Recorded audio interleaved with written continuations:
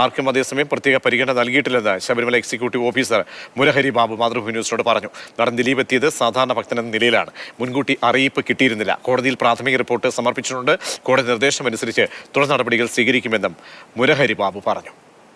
ഇല്ല, അങ്ങനെ ആർക്കും പ്രത്യേക പരിഗണന നൽകണ്ട എന്ന് തന്നെയാണ് ബഹുമാനപ്പെട്ട കോടതിയുടെ നിർദ്ദേശം.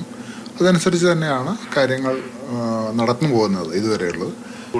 അപ്പോൾ ഇപ്പോൾ താങ്കൾ പറഞ്ഞ തരത്തിലുള്ള കാര്യങ്ങളൊക്കെ തന്നെയും അതിൻ്റെ ഒരു പ്രാഥമിക അന്വേഷണത്തിലാണ്. അപ്പോൾ കൃത്യമായ റിപ്പോർട്ട് സമർപ്പിക്കാൻ കോടതി നിർദ്ദേശിച്ചിട്ടുണ്ട്. അപ്പോൾ അത് അന്വേഷിച്ച് എന്തുകൊണ്ടാണ് അങ്ങനെ സംഭവിച്ചത് എന്നുള്ള കാര്യം പരിശോധിച്ച് കോടതി റിപ്പോർട്ട് സമർപ്പിക്കും.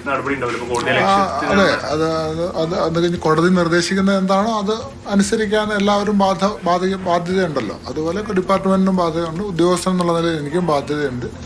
ആ നിർദ്ദേശങ്ങൾ എന്താണോ അവിടുന്ന് പറയുന്നത് അതനുസരിച്ച് തുടർ നടപടികൾ സ്വീകരിക്കും. ദേവസ്വം ജീവനക്കാർ ഉണ്ടായിരുന്നെന്ന് എനിക്കറിയില്ല. അദ്ദേഹം അവിടെ വന്നു, തിരിച്ചറിയുന്ന ഒരാളാണ്. അപ്പോൾ അവിടെ വന്നു. ബാക്കി കാര്യങ്ങളൊക്കെ തന്നെ ഞാൻ പറഞ്ഞതുപോലെ അന്വേഷണത്തിലാണ്.